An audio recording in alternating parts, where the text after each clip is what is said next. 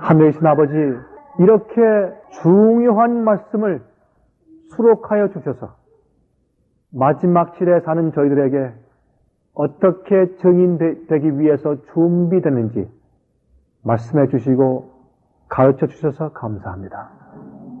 아버지, 우리가 그렇게 할 마음이 있습니다.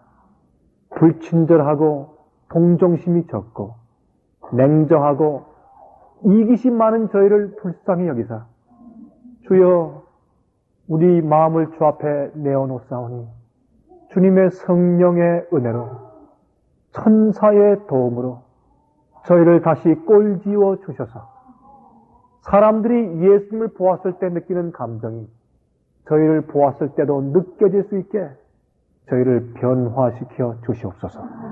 예수님 이름으로 기도합니다. 아멘.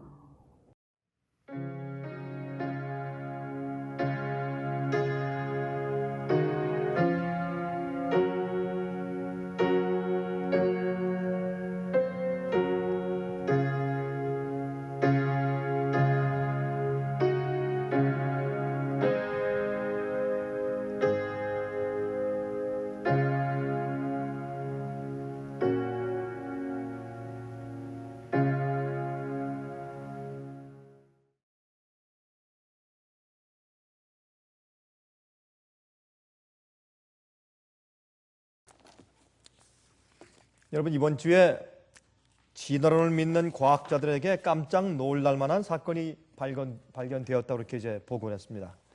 그래서 무슨 또 큰 일을 발견했는가 했더니 지금까지 진화론을 믿는 사람들이 제일 먼저 생긴 생명체가 제일 먼저 아메바가 생겼는데 나중에 움직이는 제일 먼저 생긴 생명체가 여러분 이 바다에 가시면 무슨 거품 같은 그런 것들이 이렇게 하면서 이렇게 떠다니는 것들이 있죠.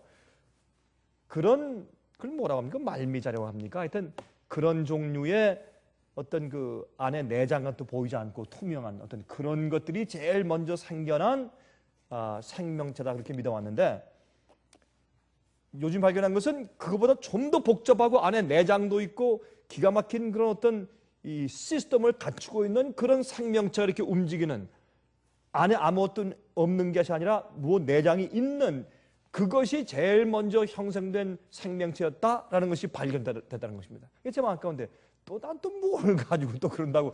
근데 그들에게 그게 굉장히 충격적인 얘기는 뭐예요?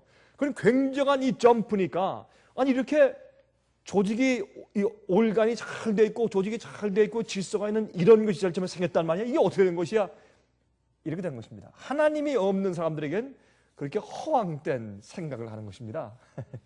그게 문제가 아니라 제일 처음에 사람이 생긴 걸 모르고 말이죠. 그렇죠? 이게 참 우스운 일이에요. 그래서 하나님을 모르고 산다고 하는 것이 얼마나 그렇게 큰 차이를 내는가 하는 것을 우리가 알 수가 있습니다.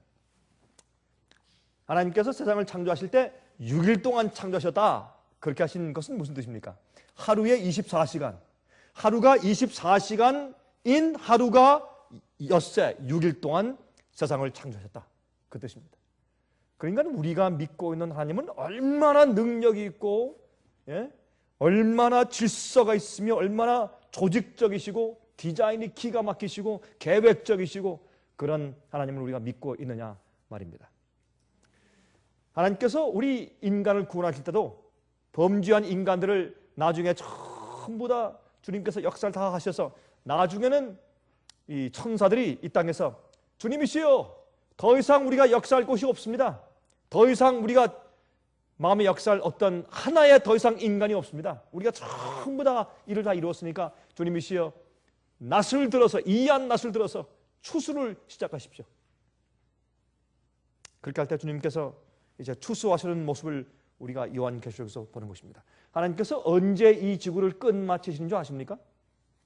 하나님께서 이 지구의 죄의 역사를 끝마치실 때는 지구에 살고 있는 우리 인간들이 주님이시여, 이제는 지겹습니다. 이제는 끝냅시다. 그만둡시다.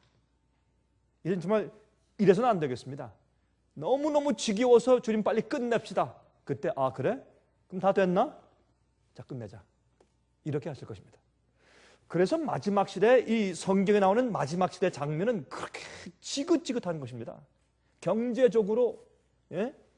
이 인간의 질병, 유행병, 그 다음에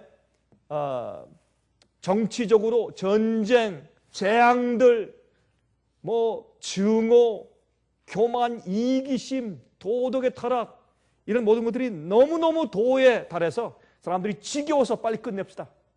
이렇게 할 때 주님께서 끝내실 것입니다. 이제 그렇게 될 수 있는 양상이 지금 다 준비되는 것을 우리가 볼 수 있습니다. 하나님께서 바람을 붙잡고 계시죠. 근데 끝내실 때 주님께서 하나님의 교회와 하나님의 나라, 하나님의 백성들, 하나님의 왕국을 세우실 때 12지파로 세우십니다. 그런데 맨 마지막에 끝날 때도 12지파로 끝내십니다. 왜 그러한가? 거기엔 성경적인 의미가 있습니다. 여러분, 성경에 나오는 숫자들에는 영적인 의미가 있죠. 3은 완전한 연합을 말합니다. 세 분 하나님, 삼위일체, 그러죠? 세 분 하나님. 그것은 하나님의 숫자입니다. 완전한 연합이에요. 4는 땅을 의미하는 숫자입니다. 동서남북, 그렇죠? 땅의 사방 코너. 그래서 이 3은 하나님의 완전한 하늘의 숫자고 4는 땅을 의미하는 숫자입니다. 근데 3과 4를 더하면 얼마 나옵니까? 7이 나옵니다. 7은 완전 숫자예요. 우리 땅이 우리끼리만 있으면 멸망입니다.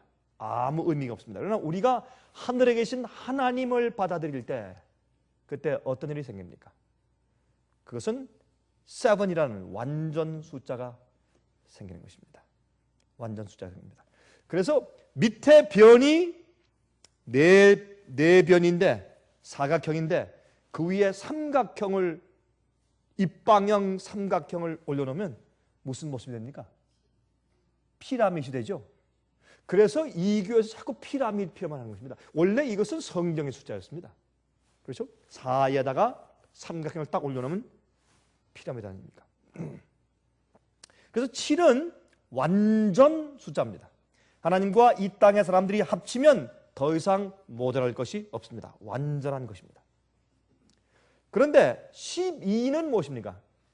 3이 있고 4가 있고 7이 있고 12이 있어요. 그래서 이 성경에서 12이라는 숫자는 그 뜻이 뭐냐면 이게 다 수학적인 것인데 12는 3 곱하기 4예요. 원래 이 4에다가 3을 올려놓으면 피라미드 형태가 되지만은 그러나 그건 뭐냐면 하나님께서 제일 위에 계시죠. 그래서 신정정치예요. 하나님께서 말씀하시죠. 그렇죠? 모든 질서가 하나님 말씀에서부터 시작되는 것입니다.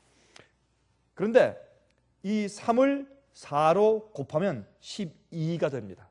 이 12이라는 숫자는 완전한 조직, 완전한 정부를 의미합니다.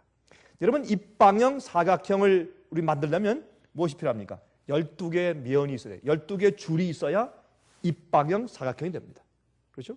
그냥 사각형은 네 면이 있지만은 네 줄이 있지만, 그러나 입방형, 입체 사각형을 만들려면 12면, 12줄이 있어야지 되는 것입니다. 그래서 12이라는 것은 완전한 조직의 완전한 정부를 의미합니다.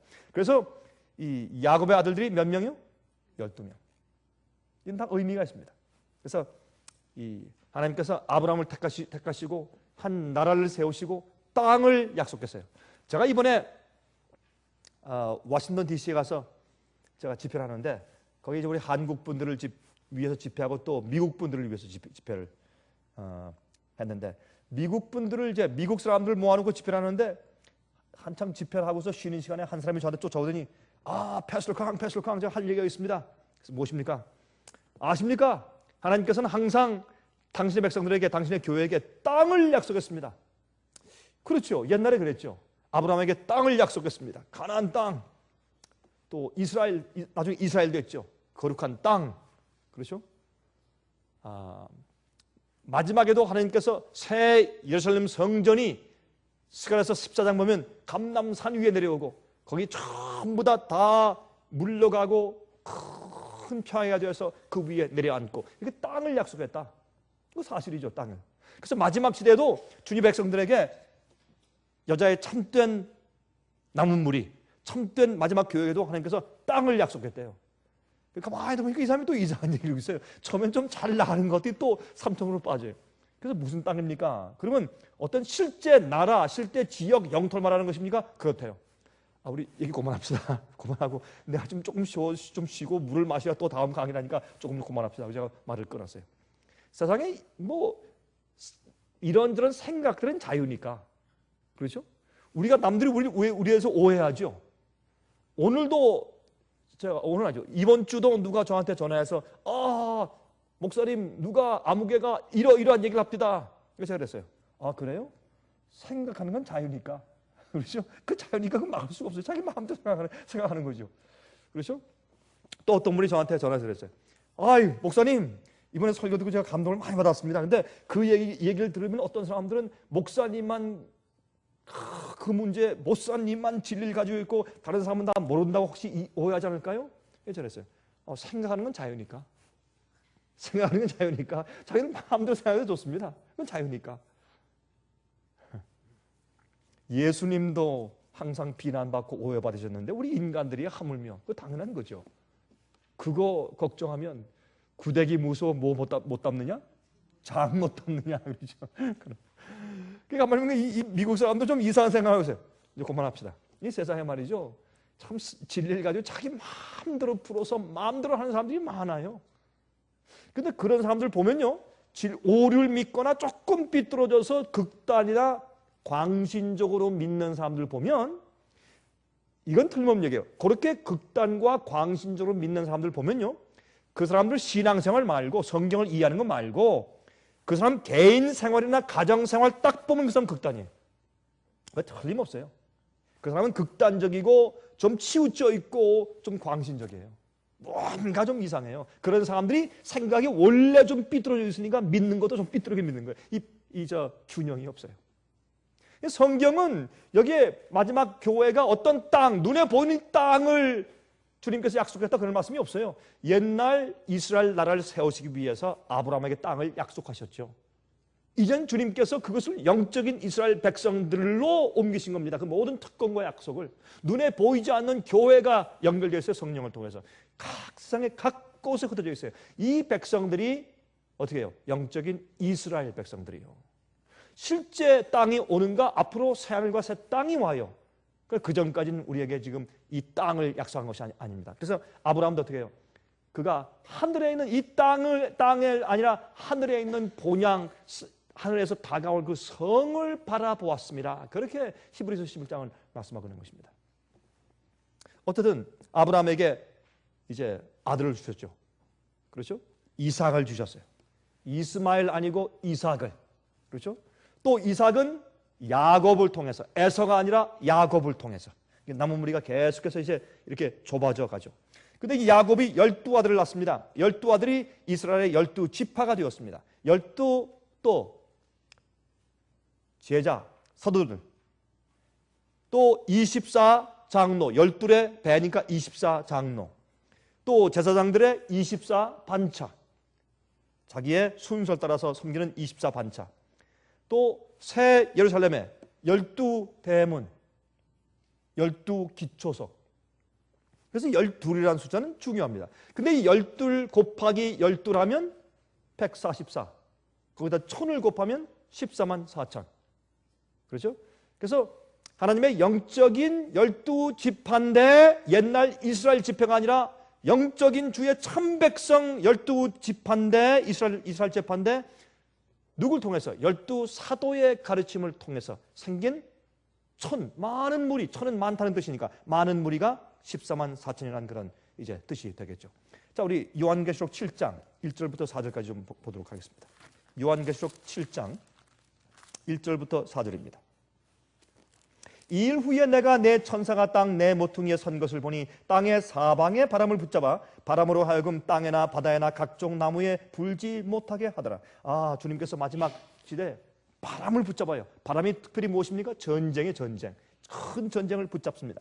또 봄에 다른 천사가 살아계신 하나님의 인을 가지고 해 돋는 데로부터 올라와서 땅과 바다를 해롭게 할 권세를 얻은 내 천사 향하여 큰 소리를 외쳐 가로되. 여러분, 왜 동쪽에서 옵니까? 여러분 생각해 보세요. 성소로 들어가는 길이 어느 쪽에 있어요? 어느 쪽에서 성소로 들어갑니까? 예? 아니, 왜들 그러세요? 정신을 잠깐 이렇게 놓아주세요. 동쪽이죠. 왜? 지성소가 어느 쪽에 있으니까? 서쪽에 있으니까. 왜 지성소를 서쪽에 갖다 놓았어요?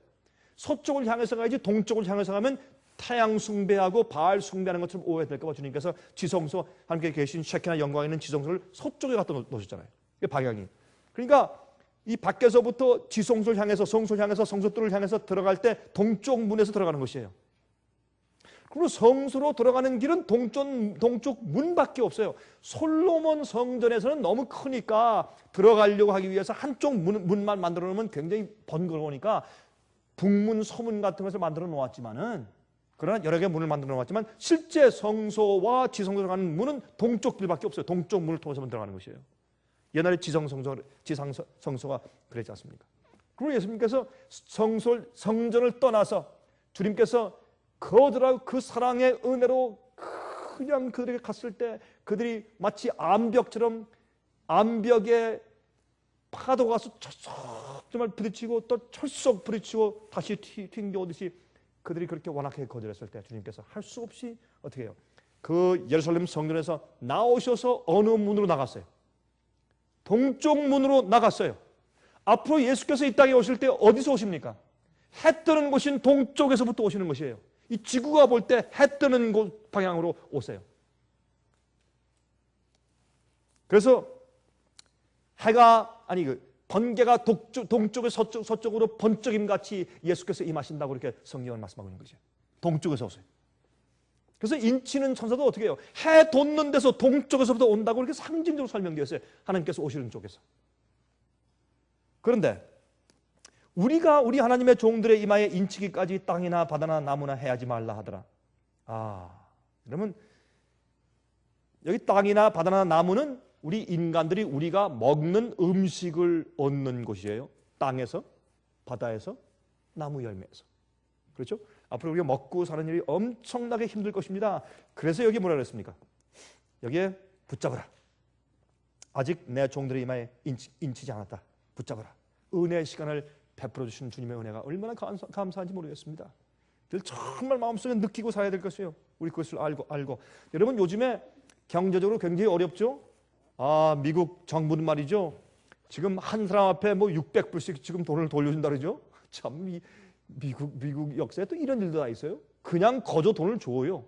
맨날 세금만 뺏어가는 정부가 돈을 도로 준대. 왜요? 경기를 부양하기 위해서 지금 뭐 큰일 났으니까 지금. 이 사람들이 컨슈머 확신, confidence. 소비자의 확신이 그냥 땅에 떨어졌어요.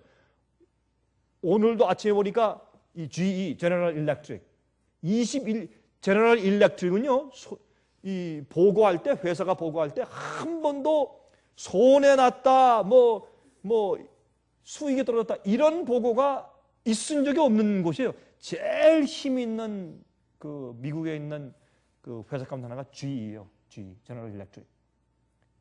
21년 만에 처음에 프로핏이 그냥 너무 많이 떨어졌어요.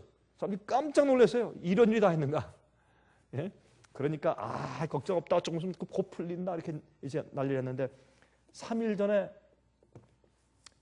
IMF 총재가 International Monetary Federation IMF 총재가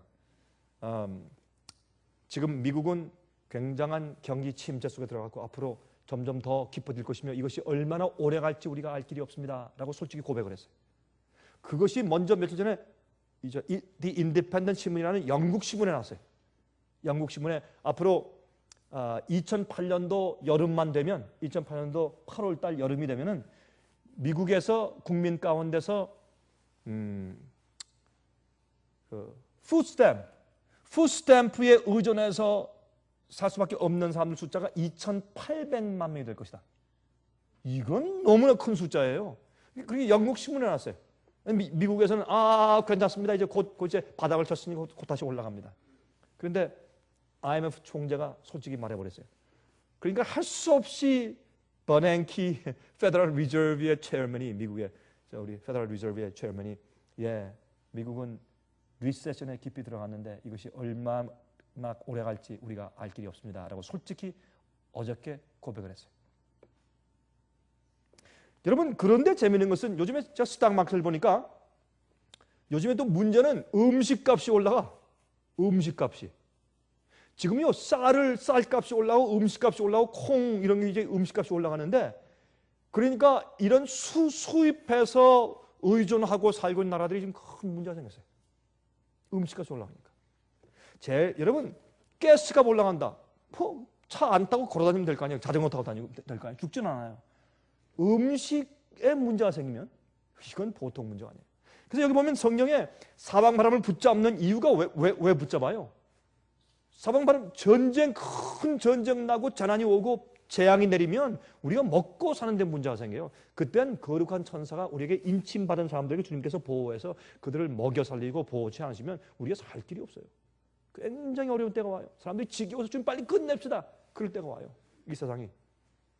그런데 여기 보니까 내가 입맞은 자의 수를 들으니 이스라엘 자손의 각 지파 중에서 입맞은 자들이 14만 4천이랬어요. 입맞은 자의 숫자가 14만 4천이에요. 여러분 새 예루살렘의 12문의 12지파의 이름들이 기록되어 있죠. 그렇죠? 12지파 이름들이. 왜 그럴까요? 또 12기초석의 12사도들의 이름들이 기록되어 있어요. 왜 그럴까요? 이 12이란 말은 12지파를 주님과 있습니다. 우리 인간이 타고나는 성격이 personality가 우리가 순수한 한국말로 표현하자면 성질머리들이 우리가 타고나는 그 성질머리들이 12가지예요. 그렇게 말해야 좀 이해가 더 쉽죠. 그러니까 우리의 품성 말고 품성은 우리가 유전적으로 받고 태어나는 그런 성질, 성격 그것을 이 personality 하는 것보다 temperament라고 말을 하죠. 그래서 우리가 그 temperament란 말이 그게 성질머리란 말이에요. 성질. 그 타고난 성질 위에다가 우리가 유전적으로 경향을 받고 태어나는 조상에서 받은 그 성질에다가 우리가 계속해서 살면서 습관화해서 만들어 놓아서 우리가 배양시킨 우리의 성격들을 포함할 때 그 다음에 그래서 내가 어떠한 자인가 내가 어떤 인격을 가진 자인가 그것이 내 성품이에요.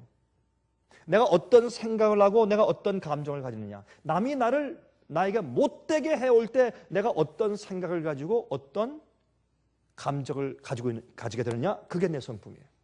또 어려울 때 아주 어려울 때 위기 때 우리 품성이 드러나잖아요. 위기 때 내가 그 위기에 대해서 어떻게 반응하면 내가 어떤 생각과 감정을 가지느냐 이것이 내 성품이에요. 그것이 나라는 사람이에요. 그것이 내 인격이에요. 어떤 사람들은 위기 때 이기적이 돼요. 어떤 사람은 위기 때 어떻게 해요? 이기심을 버리고 주님을 의지해요. 어떤 사람은 위기 때 한번 다치면 탁 도망하게 일어나요. 근데 어떤 사람들은 위기 때 어떻게 해요? 주님을 신뢰하고 온유하게 가만히 있어요. 위기 때 우리의 품성이 달라요. 그래서 품성과 우리의 기질은 다른 것입니다.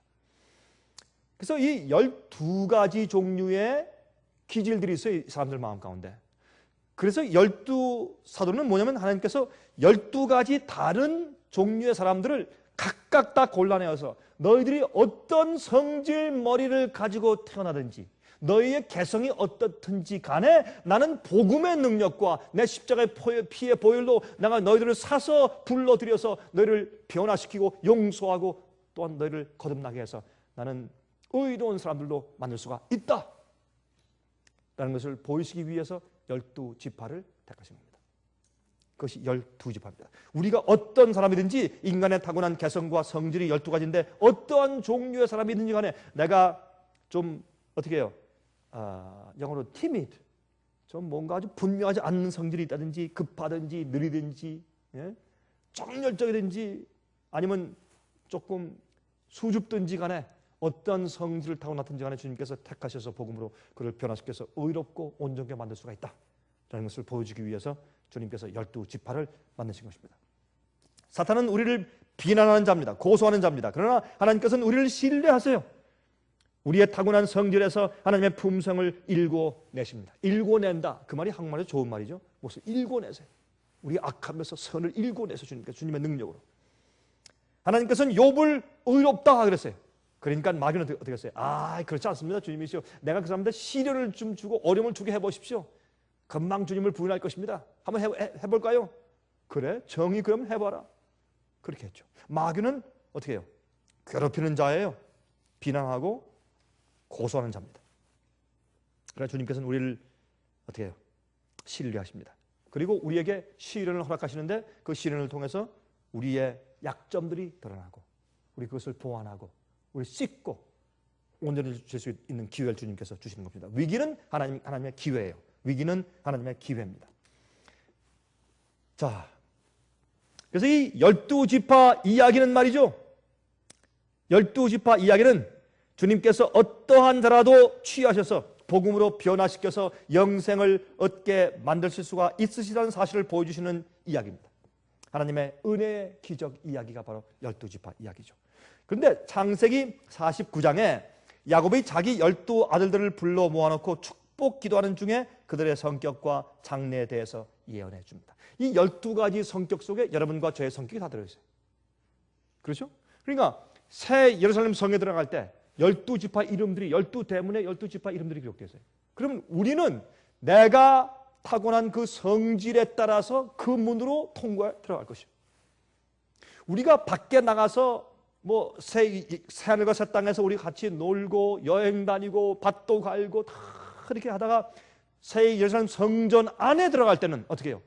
나의 그 성격에 속한 그 지파의 이름을 그 문을 통과해서 들어가요. 그래서 우리가 새 예루살렘 성에 들어가서 살게 될 것은 사실이나 그럼 우리가 출입하는 문은 서로 다 다를 것입니다.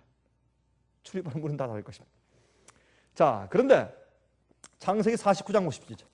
창세기 49장에 야곱이 기도하는 기도가 나오는데 그 기도 가운데서 12아들을 모아놓고 이제 기도하면서 이제 그들의 성격을 이렇게 표현해 준 것을 우리가 볼 수가 있습니다. 49장 3절 4절부터 읽겠습니다.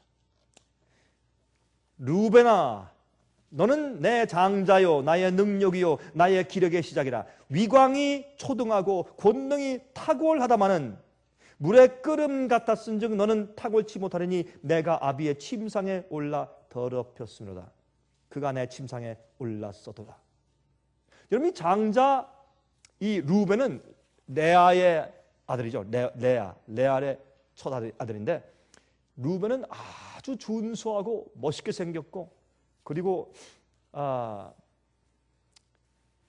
탁월하고 능력 있고 재능이 있고 잘 개발하면 정말 장자로서 모든 민족을 다스릴 수 있는 그런 으뜸가는 지도자가 될 수 있는 능력을 타고 그런 달란트를 타고 태어났습니다. 그런데 보니까 어떻게 됐어요? 예? 물 끓는 물 같아. 여러분 끓는 물은 어떻습니까? 계속 보글보글 계속 끓어. 그러니까 안정성이 없어요. 계속 왔다 갔다. 변덕쟁이라. 여러분 보세요. 재주가 많은 사람들은요, 변덕이 많아요. 그렇습니까? 그거 꼭 그래요.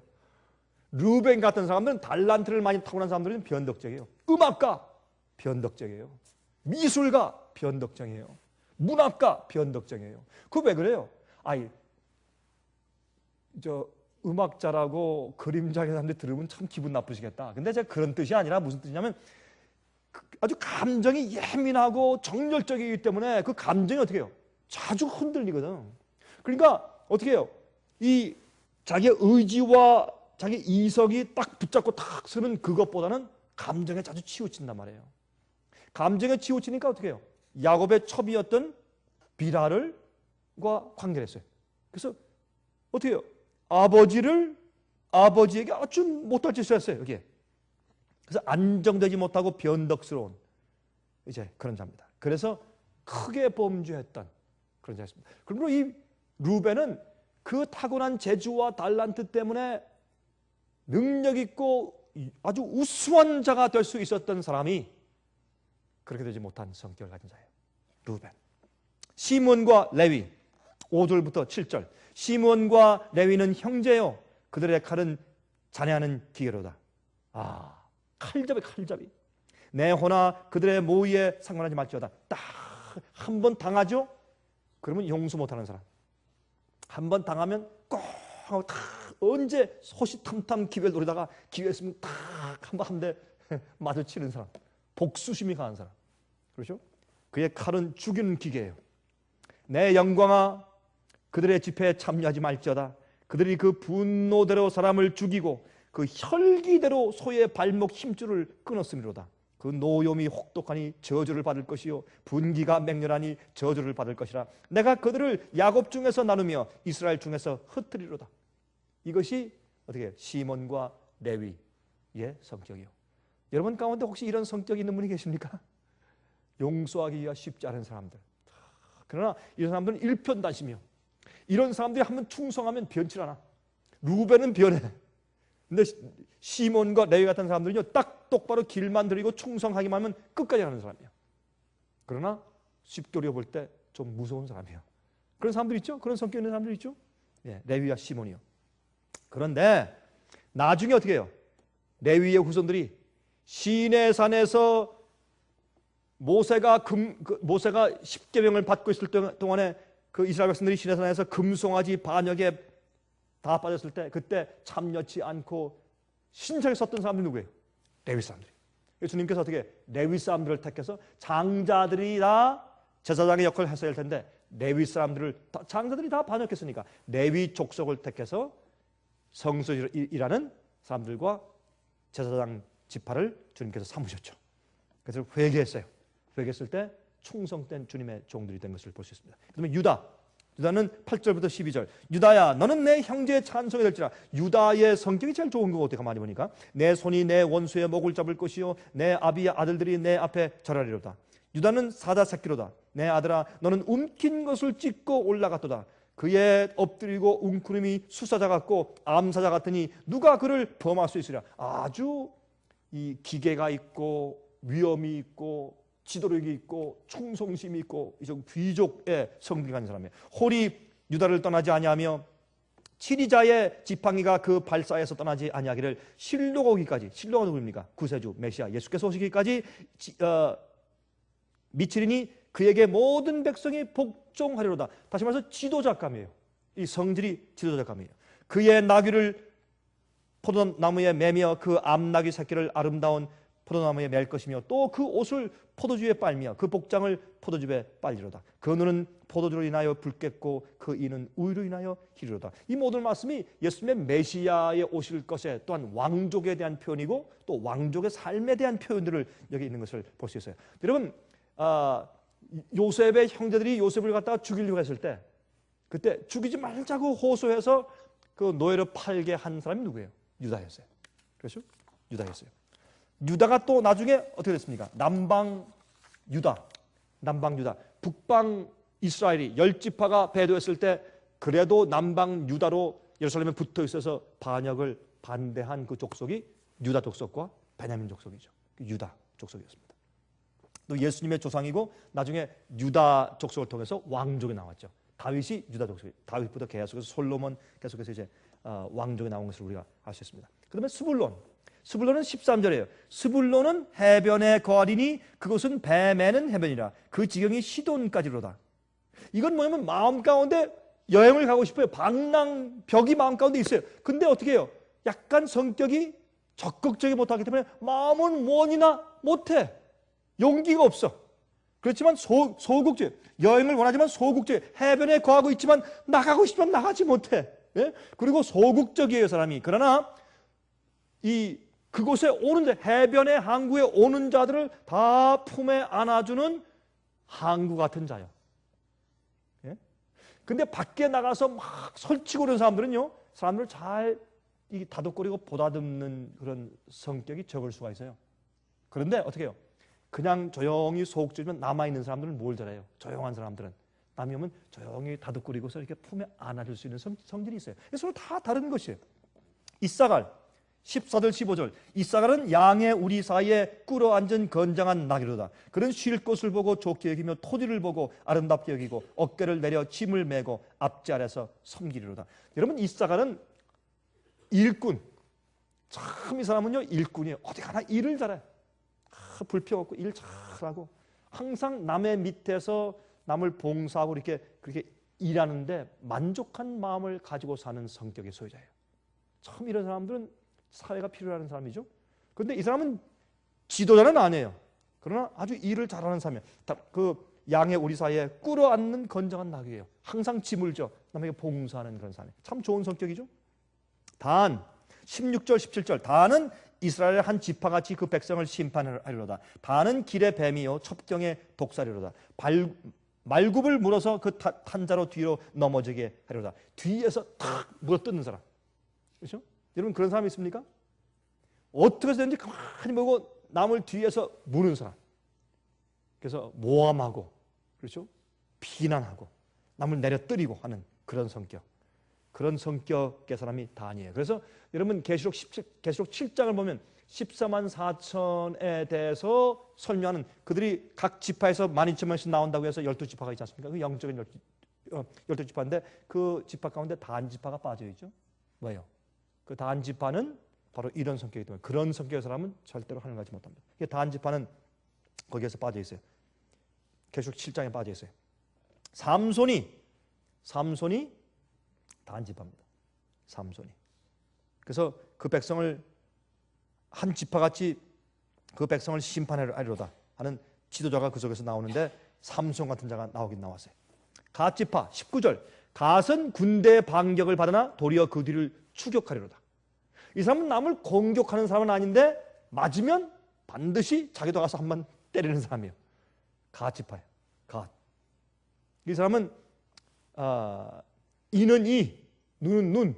아주 공정한 사람이에요. 아주 공정한 사람이에요. 이 사람은 갓지파. 아셀지파. 아셀은 아셀에게서 나는 식물은 기름진 것이라 그가 왕의 진술을 공개하리로다. 아셀도 남을 많이 이제 봉사하는 그런 사람이에요. 그래서 아셀은 이런 말이 있죠. 어떤 사람은 손만 대면 돈이 돼. 그렇죠? 어떤 사람에게는 돈이 붙는 사람도 있어요, 없어요? 있어요. 전 여러 사람을 봤어요. 그 사람은 뭐 하든지 돈이 붙어. 또 세일즈를 하면 또 사람을 잘 사귀고 이런 사람이 있어요. 그런 종류 사람이에요. 그런 사람이 아세예요. 사람을 잘 새기고 어떤 일을 해도 거기에 이윤을 남기고 이제 그런 사람이에요. 납달리는 노인 암사슴이라 아름다운 소리를 바라는도다. 예술가예요. 예? 음악가 납달리. 이거는 어떻게 이런 사람들은 납달리 같은 사람은 뭘 좋아해요? 치장하는 걸 좋아해. 화장하는 걸 좋아하고 남들이 미장원에 석 달에 한 번 갈 때 이 사람은 한 달에 한 번씩 가야 돼. 그것도 화장품도 남들보다 훨씬 더 많이 써야 돼. 옷도 잘 입어야 돼. 안 그러면 부끄러워서 나갈 수가 없어요. 이게 납달리예요. 응? 치장을 잘하고 또 아름다운 걸 좋아하고 아름다운 목소리가 있고 이런 종류 사람들이 납달리요. 여러분 우리가 다 그래요. 이런 다 특성들이 다 각 개인들에게 있어요. 요셉 24절부터 26절까지 요셉의 활이 도리어 건강하며 그의 팔이 힘이 있으니 야곱의 전능자의 손을 힘입음이라. 그로부터 이스라엘의 반석인 목자가 나도다. 요셉 자신을 말하는 것이죠. 이스라엘의 목자가 나왔죠. 내 아비의 하나님께로 말미암나니 그가 너를 도우실 것이요 전능자로 말미암나니 그가 내게 복을 주실 것이라. 위로 하늘의 복과 아래로 원천의 복과 젖먹이는 복과 태의 복이로다. 다시 말해서 기근에다 죽어가는 그 가족을 살리는 그런 복이 그에게 있었어요. 내 아비의 축복이 내 부여조의 축복보다 나아서 영원한 산이 한없음 같이 이 축복이 요셉의 머리로 돌아오며 그 형제 중 뛰어난 자의 정수리로 돌아오리로다. 그는 2배의 복을 받아요. 2배의 복을. 나중에 그렇죠? 그 14만 4천 나오는 두 지파 가운데서 요셉과 그의 아들 므낫세가 다 들어가죠. 그래서 아버지와 아들이 한 지파씩 차지해요. 2배의 복을 받습니다. 요셉이 얼마나 훌륭한 자인지 몰라요. 요셉은 예수님 상징이에요. 형제에게 팔려갔죠. 예수님도 형제에게 팔렸죠. 고상한 감옥까지 아주 죽음에까지 이르렀어요. 나중에 보좌, 바로의 보좌 옆에 앉게 되었죠. 예수님도 팔려서 죽음에까지 갔다가 십자가에서 부활하시고 승천해서 하나님 아버지의 보좌 우편에 앉으셨죠. 그래서 요셉은 예수님을 상징하는 자요. 그의 시련도 예수님을 상징했어요. 요셉은 범죄함을 거절했어요. 내가 어떻게 여호와께 득죄할 수 있으리요? 내가 못한다. 그리고 유혹에서 뿌리치고 나갔죠. 거룩한 생활을 살던 자였어요. 베냐민 27절 베냐민은 물어뜯는 일이라 아침에는 빼앗은 것을 먹고 저녁에는 움킨 것을 나누리라. 아주 이기적이에요. 이기적에다가 나중에 회개해서 빼앗은 것을 아침에는 자기만 다 가지고 먹다가 나중에 저녁 때 남들에게 나눠줘요. 이기적이지만 변화한 사람을 여기서 설명하고 있어요. 자기가 원하는 것은 꼭 가져야 돼. 예? 자기가 원하는 것을 갖지 못하면 잠을 못 자요. 그런 사람들이 있죠? 예, 그 사람이 베냐민이에요. 베냐민. 그러나 나중에 변화된 사람이에요. 여러분 사도 바울이 베냐민이에요. 베냐민 자손이에요. 그래서 베냐민, 자기가 베냐민 족속이라고 얘기를 했죠. 그래서 창세기 49장 28절 보시면 이들은 이스라엘의 12지파라. 이와 같이 그 아비가 그들에게 말하고 그들에게 축복하였으되 곧 그들 각인의 분량대로 축복하였더라. 이래서 여기에 이제 이것을 보아도 하나님께서 12지파를 택하신 이유가 뭐냐면 하나님께서 이 세상에는 각 사람들의 종류와 기질대로 주님께서 다 어느 사람도 주님께서 거절하는 사람이 없어요. 누구나 다 오라 이거예요. 잔치엔 다 초청하시는 것이에요. 나중에 선택을 받아야죠. 택하심을 받아야죠. 전부 다 모아오시고 어떤 종류의 어떤 성질을 어떤 환경에서 가지고 있었을지라도 주님께서 당신의 보혈의 능력과 복음으로 변화시키고 구원하지 못할 자가 이 땅에 아무도 없어요. 나는 누구도 구원할 수 있어. 모든 내게 오라. 의에 줄이고 목마른 자는 다 내게로 오라. 와서 물을 마시라. 그렇게 하시는 것을 말하는 것입니다. 이러한 모든 약점을 가지고 있었던 자들을 이스라엘 12지파로 택하신 하나님의 의도입니다. 그들의 실수, 그들의 반역, 그들의 죄악들 다 있어요. 그러나 그들의 회개와 변화를 보십니다. 요셉을 팔았지만은 그러나 그들이 어떻게 해요? 변화되었어요. 그래서 어떻게 해요? 나중에 쌀을 구하러 왔을 때 그 변화된 모습들이 드러났어요. 베냐민을 붙잡으려고 할 때 어떻게 했어요? 루멘, 유다, 레위들이 제발 총리 대신에 그리하지 마시옵소서. 이 베냐민까지 없어지면 우리 아버지 죽습니다. 이제 차라리 우리를 우리를 죽이십시오. 우리를 감옥에 두십시오. 정말 그 동생을 아끼면서 정말 회개한 그들의 품성이 드러났어요. 그렇죠? 마찬가지요. 14만 4천도 우리 같은 죄인들이 이런 성질머리 가지고 살았지만은 많이 반역하고 죄를 지었지만 주님께서 복음과 십자가의 능력으로 변화시킬 때 우리가 14만 4천 돼요. 입에 거짓이 없고 흠이 없는 자들이 될 수 있어요. 복음의 능력으로. 그것을 영적인 12지파로 말하기 때문에 이 새 예루살렘 성에 12대문이 있고 12기초석이 있는 것입니다. 여러분 영국에 살고 있는 28세 청년이 있는데 그 청년의 이름은 데렉 파라비치니.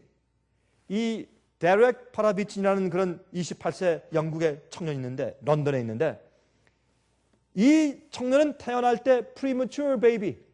이건 뭐라 그래요? 예? 태어날 때 9개월 채우지 못하고 태어났어요. 그래서 아주 그 무슨 관이라고 해요, 이걸? 인큐베이터에 해서 정말 겨우 살아났어요. 사는데 거기에 산소통을 주어서 이렇게 할 때 산소통 때문에 눈이 멀었어요. 이 아이가. 아기 때. 그래서 맹인이요. 눈이 멀었어요. 그 다음에 이제 이 뇌에 손상이 갔어요. 뇌에 손상이 갔는데 자라면서 2살 때부터 피아노를 치는데 피아노 귀재예요. 2살 때 올라가서 안 보이는데 피아노를 치는데 듣는 대로 치는 거예요, 이 아이가. 이렇게 올라가서 손가락으로 이렇게 몇 번 이렇게 눌러보니 어디에 무슨 음이구나 그걸 본 다음에 음악이 누가 노래를 부르든지 뭐 예를 들어서 음악이 들으면 그대로 따라서 치는 거예요. 2살 때부터. 이게 놀라운 일이 생기는 거예요. 그 다음부터 피아노를 치는데 지금도 그 28세 이 청년이 2살 반 내지 3살짜리 어린 아이의 지능을 가지고 있어요. 대화를 하면은 지능이 한 3살짜리밖에 안 돼요. 근데 피아노 치는 거는 귀재예요. 옛날 베토벤, 모차르트도 그렇게 할 수가 없었어요. 기가 막힌 거. 이 세상에 이런 사람이 없었다는 거예요. 근데 제가 피아노 치는 걸 제가 비디오에서 한번 봤는데 야, 정말 놀라겠어요. 진짜 이건 뭐 세상에 제가 그런 걸 저도 처음 본 것 같아요. 피아노 치는데 말이죠. 피아노 칠 때 중단시키고 대화를 하면 귀를 잘 못 알아듣고 어린 지능을 가지고 있으니까 또 말할 때 엉뚱한 대답을 하고 그래요. 그런데 피아노만 딱 앉으면은 피아노 손가락으로 오른손 보세요. 그러면 왼손을 보여주고 왼손 보여주세요. 그러면 오른손 보여주고 그래요. 그런데도 이게 손을 만져가지고 오른손 손가락 2개를 접고서 이 세 손가락만 가지고 쳐보세요. 그러면 세 손가락 가지고 막 치는데 피아노 거면서 날라요 이렇게. 자 이제 왼쪽 손가락 3가지 쳐보세요. 왼쪽 손가락 3개 가지고 날라요 막.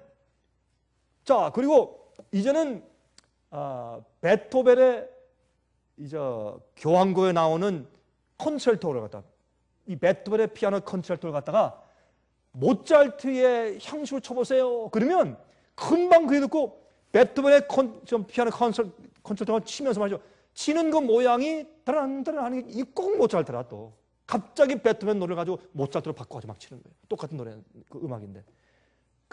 입이 딱 벌어져요. 어디서 저런 재주가 나오냐 말이에요.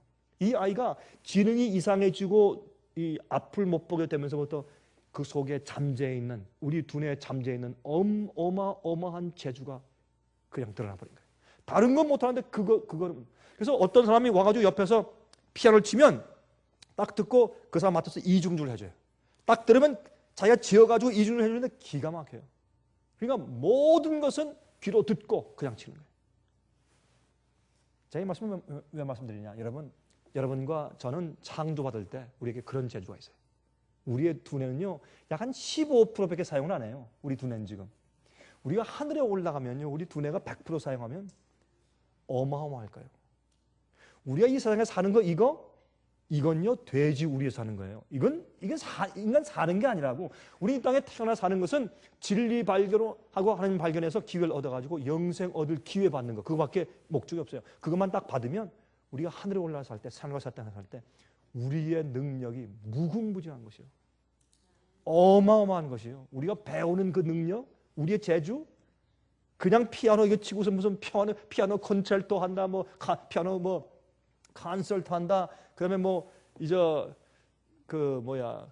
피아노 국제 콩쿨 대회 차이콥스키 러시아는 차이콥스키 국제 콩쿨 대회에서 1등했다. 이런 건 그건 유치원도 안 되는 거예요. 우리 하늘에 가면 어마어마한 재주가 생긴 우리 속에 있는 내재한 것이 드러나는 것이요. 하나님께서는 우리를 그런 사람들로 창조하셨어요. 그런데 어떻게 해야 돼? 우리가 타고난 기질 속에 하나님의 형상을 사귀어야 돼. 주의 형상을 사귀어야 돼. 그래야 어떻게 해요? 영적인 12지파가 되는 것이요.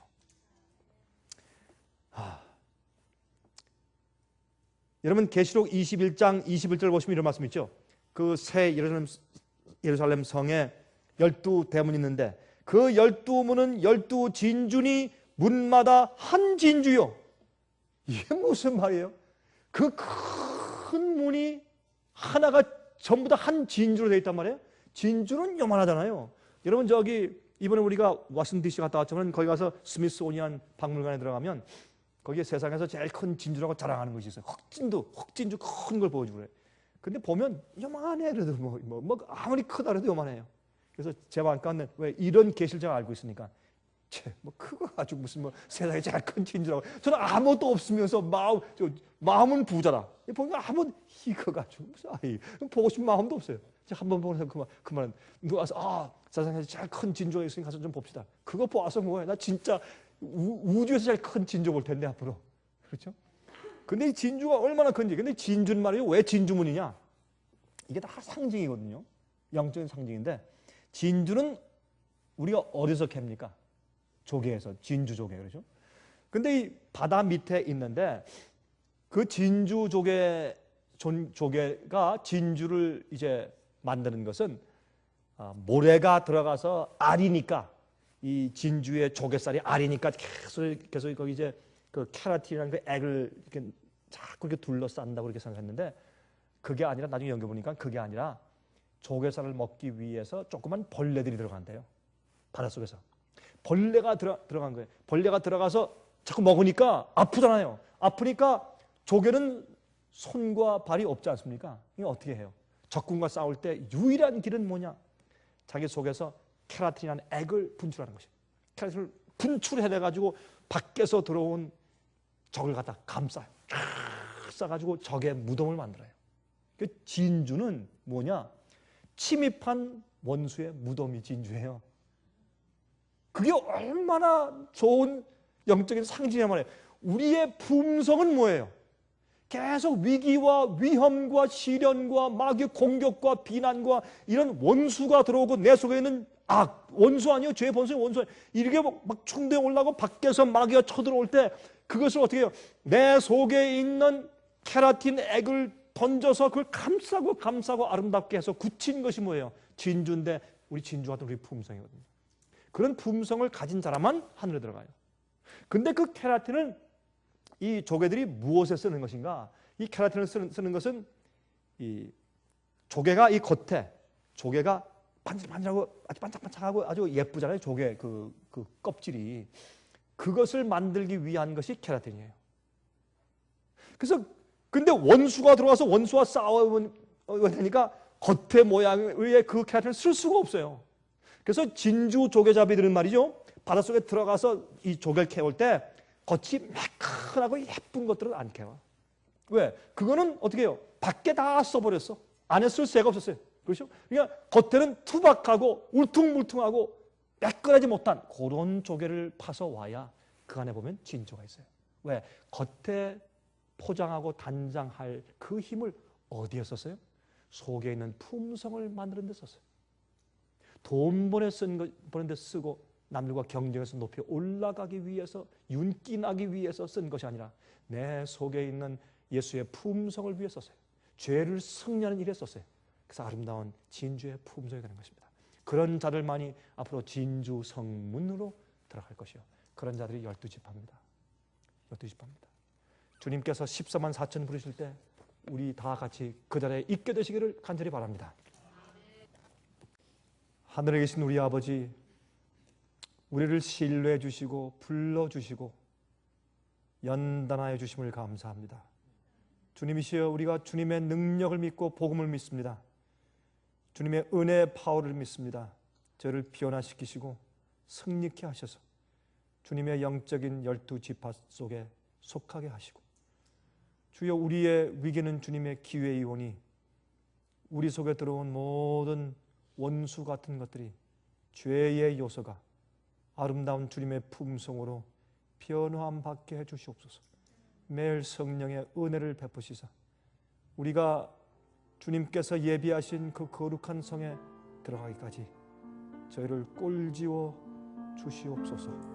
살아계신 예수 그리스도의 거룩하신 이름을 의지해서 간절하게 기도합니다.